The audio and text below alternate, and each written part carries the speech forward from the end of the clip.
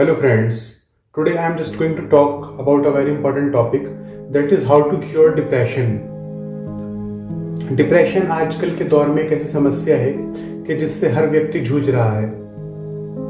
आज की हमारी डेली लाइफ में इतना ज़्यादा स्ट्रेस है, वर्कलोड है, वर्क स्ट्रेस है, पढ़ाई का स्ट्रेस है और रिलेशनशिप का स्ट्रेस है कि आज स्ट्रेस और डिप्रेशन जैसे वर्ड्स बहुत कॉमन हो गए हैं और हर व्यक्ति की लाइफ में किसी न किसी चीज़ को लेके, किसी न किसी पॉइंट को लेके या तो कोई स्ट्रेस है या कोई डिप्रेशन है। तो डिप्रेशन को ख़त्म करने का तरीका क्या है? क्या साइकेट्रिस्ट के पास जाना एक सही ऑप्शन है या किसी साइकोलॉजिस्ट से कंसल्ट करना एक सही ऑप्शन है या इंट्रोस्पेक्शन से हम लोग डिप्रेशन को ख़त्म कर सकते हैं? तो आज मैं इसी के बारे में बात करने वाला हूँ कि डिप्रेशन जब भी किसी चीज़ की वजह से होता है तो डिप्रेशन का रूट कॉज है अनसेटिस्फैक्शन। जब आप किसी चीज़ को लेके अनसेटिस्फाइड हैं तब वहाँ से डिप्रेशन की शुरुआत होती है और वहीं से जो है वो डिप्रेशन उपजता है। लाइक आप अपने रिलेशनशिप को लेके सेटिस्फाइड नहीं है तो हो सकता है कि आप डिप्रेशन के शिकार हो जाएं, या अगर आप अपने जॉब को लेके सेटिस्फाइड नहीं है, आपकी बॉस के साथ हमेशा लड़ाई रहती है तो हो सकता है कि ये आपके डिप्रेशन का कारण बन जाए। या फिर अगर आपकी वाइफ के साथ आपके एक्सपेक्टेशंस जो हैं वो पूरे नहीं हो रहे या वाइफ के हस्बैंड के साथ एक्सपेक्टेशंस पूरे नहीं हो रहे तो हो सकता है कि उन दोनों के बीच में ये क्रोनिक डिप्रेशन की वजह हो सकती है। तो आज मैं इसी बारे में बात करने वाला हूँ और मैं जो आपको प्रैक्टिकल सॉल्यूशन देने वाला हूँ, अगर आप उसके बारे में थोड़ा सोचेंगे, उसके बारे में गौर करेंगे तो आपका डिप्रेशन ठीक नहीं होगा बल्कि अपने आप रिजॉल्व हो जाएगा। और एक गोल्डन स्टेटमेंट है, वो मैंने किसी किताब में पढ़ा था। वो गोल्डन स्टेटमेंट क्या है?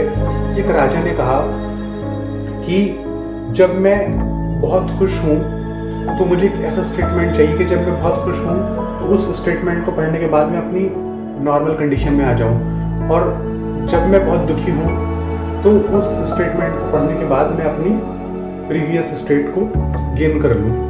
तो जितने भी बड़े बड़े स्कॉलर्स थे उस टाइम के और जितने भी उसके मिनिस्टर्स थे उन सब ने बहुत डिस्कशन के बाद जो एक स्टेटमेंट निकाला, वो स्टेटमेंट ये था कि ये समय भी बदल जाएगा या ये समय भी ढल जाएगा।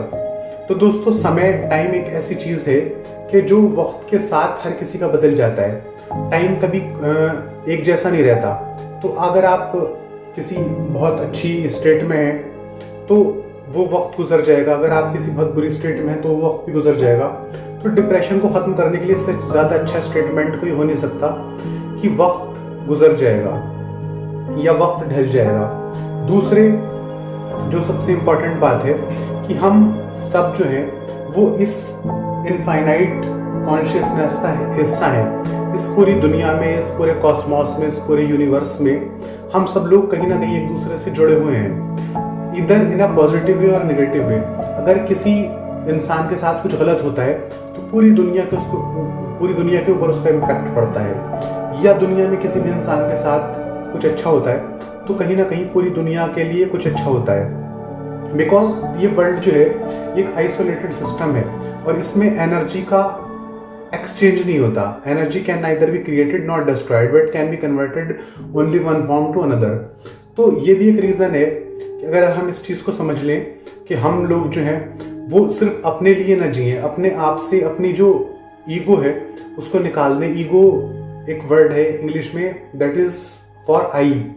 तो अगर हम अपने आप को अलग कर दें किसी भी चीज़ से, किसी भी मैटर से अपने आप को अलग कर दें तो हमारा जो डिप्रेशन है वो ख़त्म हो जाएगा, क्योंकि हमारे अंदर एक्सेप्टेंस की भावना बिल्कुल ख़त्म हो जाती है। जब हम डिप्रेशन में होते हैं तो हम चीज़ों को एक्सेप्ट नहीं कर पाते।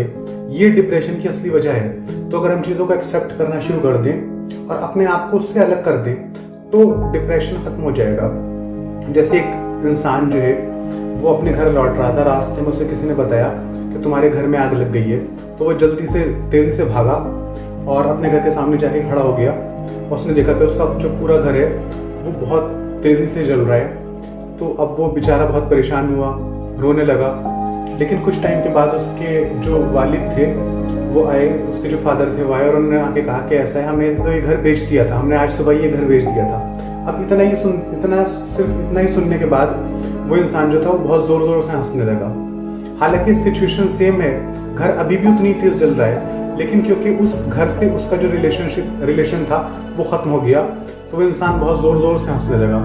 थोड़ी देर के बाद जिस इंसान को उन्होंने घर बेचा था वो आया और आके बोला कि ऐसा है, जो मैंने आपसे घर खरीदा था, अब क्योंकि आपका घर जल गया तो मैं इसे नहीं खरीद पाऊंगा, इसलिए हमारी डील ख़त्म हो गई। वो इंसान फिर ज़ोर ज़ोर से रोने लगा।